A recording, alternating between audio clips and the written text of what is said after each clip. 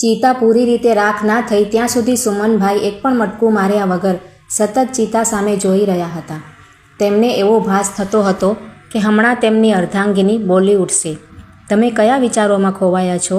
બધું થઈ રહેશે, તમે બધી ચિંતા છોડો. સુમનભાઈની આંખો ભીની હતી અને હૃદયમાં ડૂમો ભરાયેલો હતો.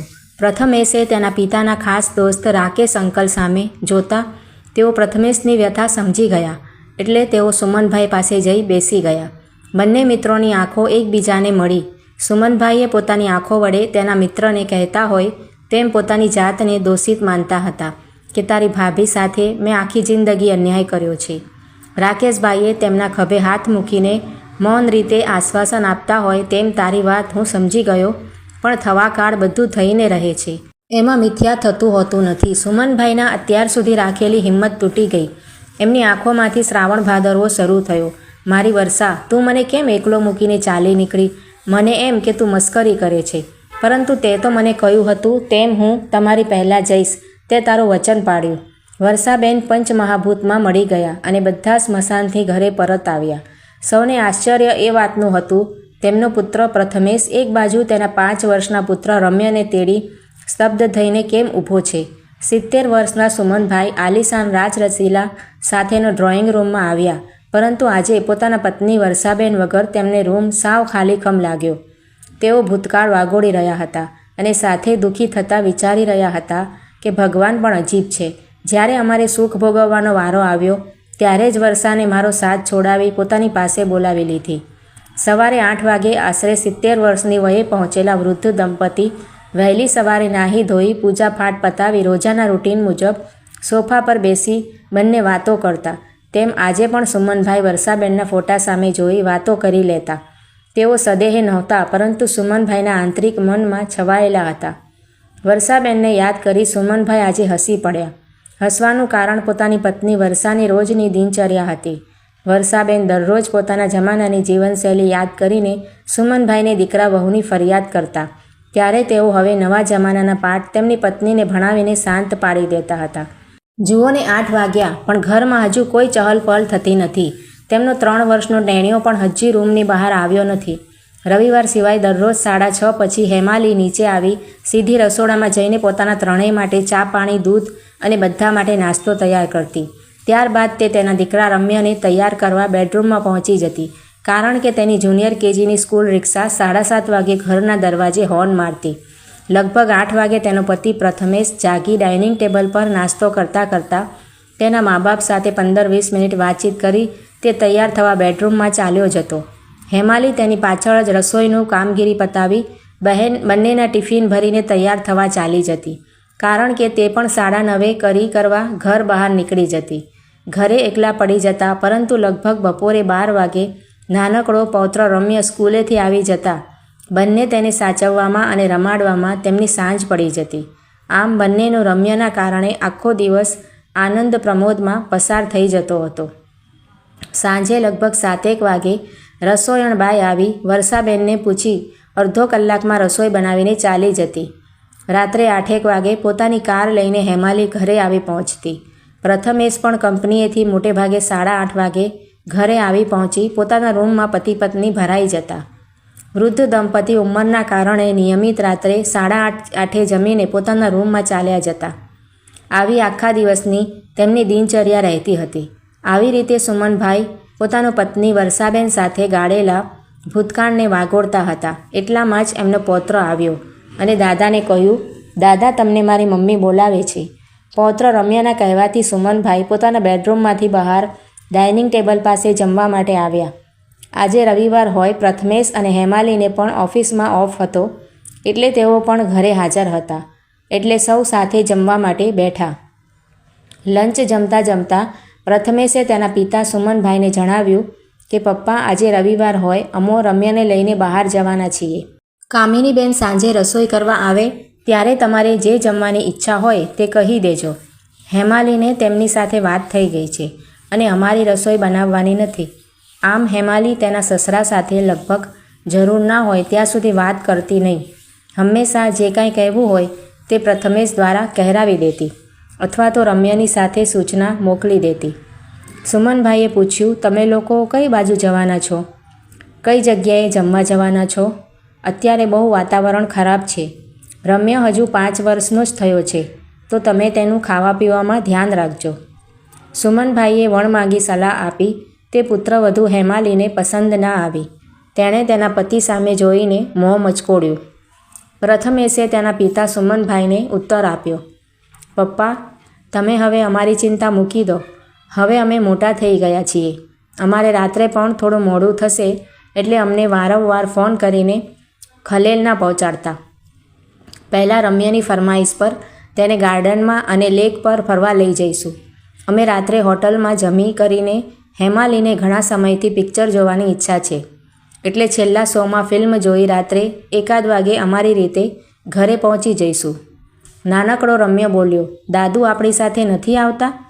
તે મને દરરોજ તમે ના હો ત્યારે દિવસે મારા ખાસ ફ્રેન્ડ બની મારી સાથે રમે છે અને મારી સંભાળ રાખે છે. તેની મમ્મી હેમાલી તેને સમજાવતા બોલી, બેટા, સુમન દાદાજીની ઉંમર થઈ ગઈ છે એટલે તેઓ ચાલી ના શકે.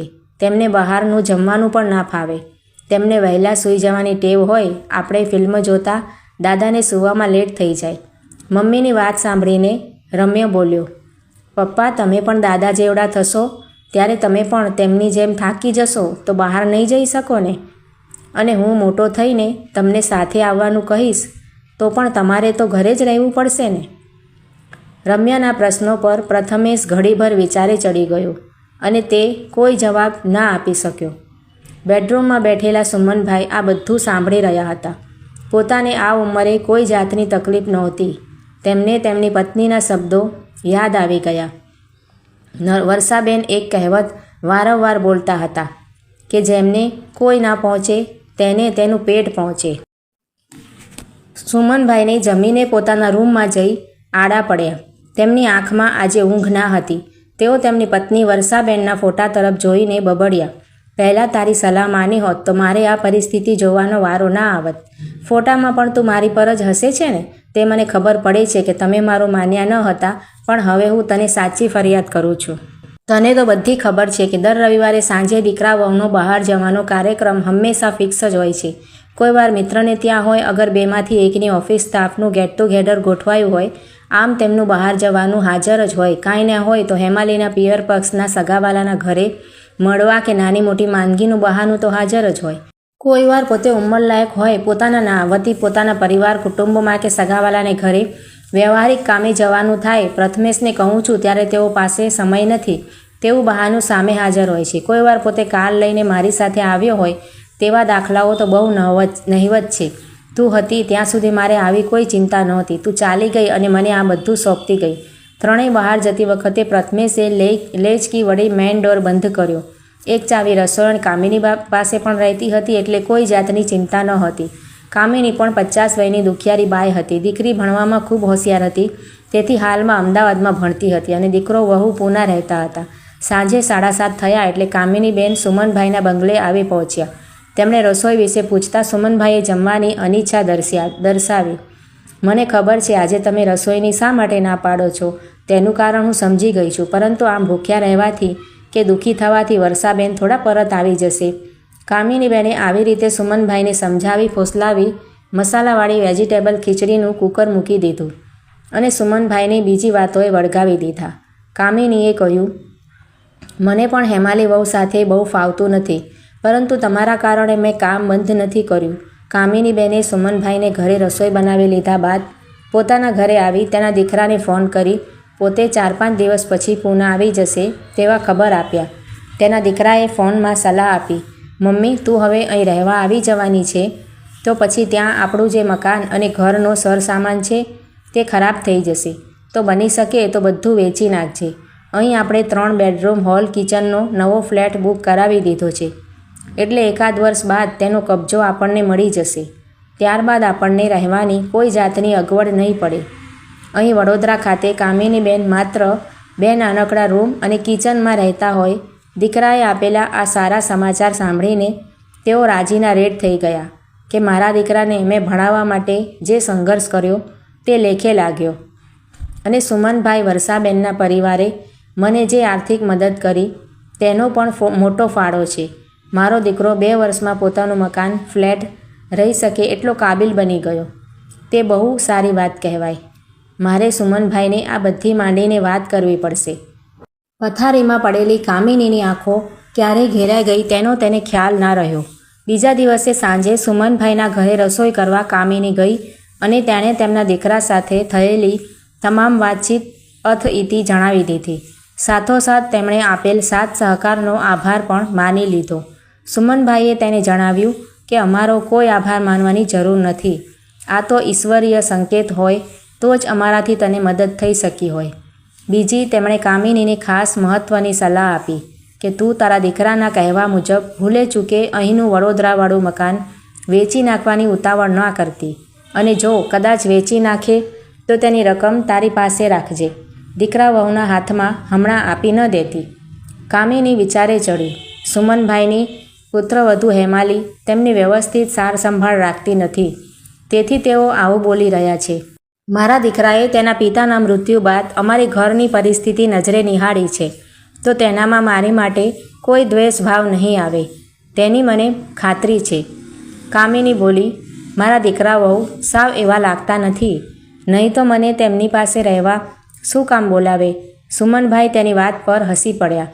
કામિનીને તેમનું હસવું સમજાયું નહીં એટલે તે પ્રશ્નાર્થ ચહેરે તેમની સામે જોઈ રહી. સુમનભાઈ માત્ર એક વાક્ય બોલ્યા, હાથીના દાંત દેખાડવાના અને ચાવવાના અલગ અલગ હોય છે. કામિનીએ પૂછ્યું, તમે આમ કેમ બોલો છો? કામિની, તને તારો દીકરો વહુ બોલાવે છે એમાં મને તેમનો ઈરાદો કંઈક અલગ લાગે છે. એમને તારા કરતાં મકાન અને સામાનના પૈસામાં રસ છે. સુમનભાઈ એવું બોલ્યા એટલે કામિનીએ દલીલ કરી કે મને મારા દીકરા વહુમાં સાવ એવું તો નથી લાગતું. કરી લે અનુભવ, પછી મને કહેજે. બીજું મારે કંઈ કહેવાનું થતું નથી. તને એવી જરૂર પડે તો મૂંઝાયા વગર અહીં પાછી આવી જજે. આટલું વિશ્વાસથી સુમનભાઈ બોલ્યા એટલે કામિની પણ ઘરે જતાં જતાં વિચાર કરતી થઈ ગઈ. સુમનભાઈની સલાહ મુજબ કામિનીએ પોતાનું વડોદરાવાળું ઘર વેચવાનું મુલતવી રાખવું કે વેચી નાખવું એ નક્કી કરી શકતી નહોતી. તે અવઢવમાં હતી અને તેમાં જ 2 દિવસ રહી. પરંતુ દર વખતની જેમ મમતાની જીત થઈ. કામિનીએ તમામ સામાન અને મકાન વેચી પુના જવાનો નિર્ણય કર્યો. તેના અમલ માટે દલાલ સાથે તેણે વાતચીત કરી. તેની ખબર સુમનભાઈને પડતા તેમણે કામિનીને સમજાવવા ખૂબ કોશિશ કરી, પરંતુ તે માની નહીં અને બધી વસ્તુઓ અને મકાન વેચી પુના ચાલી ગઈ. સુમનભાઈને લાગી રહ્યો હતો કે કામિની મકાન વેચી નાખે છે તે તેની ભૂલ છે. અત્યારે વર્ષા હાજર હોત તો કામિનીને મનાવી શકત. કામિની સાથે ભવિષ્યમાં શું થવાનું છે તે અત્યારથી સુમનભાઈ જોઈ રહ્યા હતા. આ બાજુ વેકેશન નજીક આવતા સુમનભાઈનો દીકરા વહુ પ્રથમેશ અને હેમાલી ફોરેન ટૂર જવાની તૈયારીમાં પડી ગયા. ત્રણેય જણાની એક પછી એક ખરીદી શરૂ થઈ ગઈ. હેમાલી ખરીદીમાં કંઈ બાકી ન રહે તે માટે ખાસ ધ્યાન રાખતી હતી. પ્રથમેશે ના પાડી છતાં સુમનભાઈએ પ્રવાસમાં કામ આવે તે હેતુથી પોતાના સેવિંગ્સ બેંક ખાતામાંથી 5 લાખ રૂપિયા જેવી મોટી રકમ ઉપાડી તેમના હાથમાં આપી. પૈસા મળતા હેમાલીનો સુમનભાઈ પ્રત્યેનો વર્તાવ સાવ ફરી ગયો. પહેલાં તેના સસરાને જરા પણ મહત્ત્વ આપતી ન હતી અને જ્યારથી તેમણે પૈસા આપ્યા ત્યારથી હવે સારી રીતે તેની સંભાળ રાખવા માંડી હતી. તેમનો નાસ્તો, જમવાનું, તમામ વસ્તુઓમાં ફેરફાર આવી ગયો. દીકરો વહુ બહાર ગયા એટલે સુમનભાઈ તેના બેડરૂમમાં ગયા. પોતાની પત્ની વર્ષાના ફોટા સામે જોઈ કહેવા લાગ્યા, વર્ષા, મારા મા બાપની તેમની ઉંમર થતાં જે પ્રમાણે તે સેવા કરી છે તેવી રીતે આજની કોઈ પુત્રવધુ સેવા ચાકરી ના કરી શકે. બાપુજી તો પડી ગયા બાદ તેમને હેમરેજ થતાં માંડ 10 દિવસ જ પથારીમાં રહ્યા, પરંતુ બા તો બાપાના ગયા બાદ 7-8 વર્ષ જીવ્યા. તેમાં પણ તેમની આંખોનું તેજ છેલ્લા 5 વર્ષ તો સાવ ચાલ્યું ગયું હતું. તે સમયે તે તેમની કોઈપણ પ્રકારની આશા રાખ્યા વગર સેવા કરી હતી. મોટાભાઈ અને ભાભીએ ઘણીવાર બાને પોતાના ઘરે લઈ જવા પ્રયત્ન કરતા હતા અને તને પણ એમ થતું હતું કે જો બા થોડોક સમય મોટાભાઈને ત્યાં જાય તો મને થોડોક સમય આરામ મળી જાય. પણ બાએ ભાભીને ચોખ્ખું કહ્યું હતું કે વર્ષા મને સારી રીતે સાચવે છે. એમાં તો ભાભીને ખોટું લાગી ગયેલું. તેઓ બાને કંઈ કહી ન શકે, પરંતુ તેમના વાકબાણો તારે વારંવાર સાંભળવા પડતા હતા. પરંતુ તું તો બધું હસીને ટાળી દેતી હતી અને હવે આ કામિની પણ મારી વાત સમજી ન શકી. તેના દીકરા પ્રત્યેની લાગણીમાં તણાઈ ગઈ છે, પરંતુ તે હેરાન થવાની છે. આમ 15 દિવસ પછી પ્રથમેશ તેના ફેમિલી સાથે વડોદરાથી મુંબઈ થઈ યુરોપ ટૂર પર જવા નીકળી જવાનો હતો. સુમનભાઈ માટે ટિફિન વ્યવસ્થા અને બીજી બધી ચીજ વસ્તુઓ માટે તેમને બહાર લેવા ન જવું પડે તે માટે ઘરે આવી ગઈ હતી. પ્રથમેશને જવા આડા 5 દિવસ હતા ત્યારે એક સાંજે બહાર ગયા હતા. ત્યારે કામિનીબેનનો સુમનભાઈ પર ફોન આવ્યો હતો. બોલ કામિની, શું હતું? કામિનીએ ફોનમાં પૂછ્યું. પ્રથમેશભાઈ ક્યારે પ્રવાસે નીકળવાના છે? તે પહેલાં હું અહીંથી વડોદરા પહોંચી જાઉં. સુમનભાઈને નવાઈ લાગી કે કામિની જ્યારે જવાની હતી ત્યારે અહીં આવવાની સાવ જ ના પાડતી હતી અને અચાનક આવી રીતે તેનો ફોન આવ્યો. દાળમાં જરૂર કંઈ કાળું છે કે પછી અમારા જૂના સંબંધોના કારણે આવી રહી છે, ખબર પડતી નથી. તેમણે કામિનીને પૂછ્યું, તને તારા દીકરાએ અહીં આવવાની હા પાડી કે પછી તારી જાતે અહીં આવી રહી છે? કામિનીએ વિશેષ કંઈ ના કહ્યું, માત્ર એટલું જ બોલી, આજે 13મી તારીખ તો થઈ ગઈ છે. હું કાલે રાત્રે અહીંથી ટ્રેનમાં નીકળીને પરમ દિવસે 15 તારીખે સવારે વડોદરા પહોંચી જઈશ. મારું ઘર તો હવે વડોદરામાં છે નહીં, મેં વેચી દીધું છે. તેની આપણને વાત નથી થઈ. હું રૂબરૂ આવીને તમને બધી વાત કરું. હું તમારા ઘરે જ સીધી આવીને હેમાલી વહુ પાસેથી તેઓ જાય તે પહેલાં ઘરની બધી વિગત જાણી લઈશ, એટલે તેમને તમારું કોઈ ટેન્શન ના રહે. કામિનીએ સુમનભાઈએ કરેલા સવાલોના જવાબ ન આપ્યા, પરંતુ આખી વાત જ ફેરવી નાખી. સુમનભાઈ કામિની સાથેની વાતચીત પરથી સાચી હકીકત જાણી ન શક્યા, એટલે તેઓને વધુ શંકા પડી કે તે શા માટે પૂનાથી આમ તાત્કાલિક વડોદરા પરત ફરી રહી છે. આમ સુમનભાઈ કામિનીના ફોન મૂક્યા પછી વિચાર કરતા હતા. કામિની 100% વડોદરા પરત આવશે તેની મને ખાતરી હતી, કારણ કે તેના દીકરાની વહુ વધારે પડતી હોશિયાર છે. મોઢે મીઠી રહે અને પાછળથી કંઈક અલગ વર્તન કરે તેવું મને કામિનીની વાતો પરથી લાગી રહ્યું હતું. હવે કામિની અહીં વડોદરા રહે ત્યાં સુધી તેને આપણે ઘરે જ રહેવું પડશે, કારણ કે તેણે પુત્રની સલાહ મુજબ અહીંનું મકાન વેચી માર્યું છે. સુમનભાઈએ દીકરાને કામિની વિશે વાત કરી. બેઉ પતિ પત્ની આ વાત સાંભળી એકદમ ચોંકી ગયા, પરંતુ પ્રથમેશને કામિનીબેન તેના ઘરે રહે તેમાં કોઈ જાતનો વાંધો ન હતો, એટલે તેણે તેના પપ્પાને કહ્યું, વાંધો નહીં, તેઓ ભલે અહીં રહે. આપણા મકાનનું આઉટ હાઉસ ખાલી પડ્યું છે, તેમાં તે રહેશે. 2 ટાઈમ રસોઈ અને બીજા કામ કરશે, એટલે આપણી સાથે જમી પણ લેશે. હેમાલીને પ્રથમેશની વાત થોડી ખટકી હતી. તે વિચારવા લાગી, જો કામિનીબેનનું રહેવાનું, ખાવાનું, કપડાં બધું અમારા ખર્ચે હોય તો માસિક 5,000 ખર્ચ આસાનીથી વધી જાય. તેની પ્રથમેશને ક્યાં ખબર પડે છે? આ ઉપરાંત ઉપરથી તેમને પગાર પણ આપવો પડશે, પરંતુ અત્યારે તો મારે તેમની ગરજ છે, એટલે કંઈ બોલાય તેવું નથી. હેમાલીને જોતાં સુમનભાઈ સમજી ગયા કે હેમાલીને કામિની અહીં રહેશે તે ગમ્યું નથી લાગતું, પરંતુ બોલતી નથી. બીજા દિવસે સવારે દીકરા વહુ ફોરેન જવા માટે નીકળ્યા અને એ જ દિવસે રાત્રે અચાનક સુમનભાઈ બાથરૂમ ગયા અને પગ લપસ્યો અને પડી જવાથી તેઓ બેભાન થઈ ગયા. એ તો સારું હતું કે કામિની ત્યાં હાજર હતી. તેણે પાડોશની મદદથી સુમનભાઈને હોસ્પિટલ પહોંચાડ્યા અને તરત જ સારવાર શરૂ કરવામાં આવી. આંખો ખોલતા સુમનભાઈને એક જાણીતો ચહેરો સામે દેખાયો. તેઓ બોલી નહોતા શકતા, ડાબી બાજુનું અંગ હલાવી નહોતા શકતા. તોય થોથવાતે અવાજે બોલ્યા, ક્રિષ્ના? હા કાકા, હું ક્રિષ્ના. ઓળખી ગયા મને તમે? વાહ, સરસ, એટલે મગજ તો સાબદું છે તમારું. હાસ, મને એ જ ચિંતા હતી. હવે વાંધો નહીં આવે, જરાય ચિંતા કરતા નહીં, હું છું કાકા. ફરી એવા જ થોથવાતા અવાજે, મને શું થયું છે? મારા શરીરની એક બાજુના અંગો કેમ હલતા નથી? કાકા જુઓ, તમને પેરાલિસિસનો એટેક આવ્યો હતો, પણ વધુ ચિંતાજનક વાત નથી, તમને જલ્દી જ સારું થઈ જશે. સુમનભાઈ આંખોમાં આંસુ સાથે, મારા પ્રથમેશનો ફોન. આટલું બોલતા તે થાકી ગયા. હા હા કાકા, તમારા મોબાઈલથી મેં એમને કોલ કર્યો છે, તેઓ ઉપાડતા નથી, બીજી હશે. મિસ કોલ જો હશે તો કરશે. એક મિસ કોલમાં નહીં કરે, ઓછામાં ઓછા 5 કર, કહીને એમની આંખો ભરાઈ આવી. એટલી વારમાં કામિનીબેન આવી પહોંચ્યા. સાહેબ, કેમ છો હવે? આજે રસોઈ કરવા આવી ત્યારે તમને જમીન પર પડેલા અને અકળાઈ ગયેલા જોયા. ગભરાઈને મેં પાડોશીઓને બોલાવ્યા. મને કંઈ સૂઝ્યું નહીં. પછી તરત જ ક્રિષ્નાને ફોન કર્યો. ક્રિષ્ના? સાહેબ ઓળખીને? મારી દીકરી. સાહેબ એ નર્સ બની ગઈ છે, યાદ છે ને? મેં પેંડા ખવડાવ્યા હતા. એ ફટાફટ એમ્બ્યુલન્સ લઈને આવી. બસ પછી બધું એણે સંભાળી લીધું સાહેબ. એટલી વારમાં પ્રથમેશનો વિડીયો કોલ આવ્યો. તેને અંદાજો આવી ગયો કે પપ્પાને કંઈક થયું છે. શું થયું પપ્પા? પણ સુમનભાઈ હલનચલન કરવાની હાલતમાં ન હતા. તરત જ ક્રિષ્નાએ ફોન લીધો અને પ્રથમેશને બધી પરિસ્થિતિની જાણ કરી. પપ્પા, આમ કેમ અચાનક આવું થઈ ગયું? પણ પપ્પા તમે ચિંતા ન કરતા. ક્રિષ્નાએ કહ્યું છે, કોઈ વાંધો નહીં આવે. ફિઝિયોથેરાપીથી ધીરે ધીરે ફરક પડી જશે. પપ્પા હું હમણાં તાત્કાલિક આવી શકું એમ નથી. હેમાલીના ભાઈને બિઝનેસ શરૂ કરવામાં મારી મદદની જરૂર છે. પણ મેં ક્રિષ્નાને બધું સમજાવી દીધું છે અને તે તમારી સારી રીતે ધ્યાન રાખશે. આટલું કહીને પપ્પા શું કહે છે એ સાંભળવાની પણ દરકાર ન કરતા પ્રથમેશે ફોન કાપી નાખ્યો. સુમનભાઈની નિરાશા અને આંસુ ક્રિષ્ના પારખી ગઈ. કાકા તમે મારી સ્કૂલ અને કોલેજની ફી ભરી હતી ત્યારે જ હું આજે નર્સ બની શકી છું.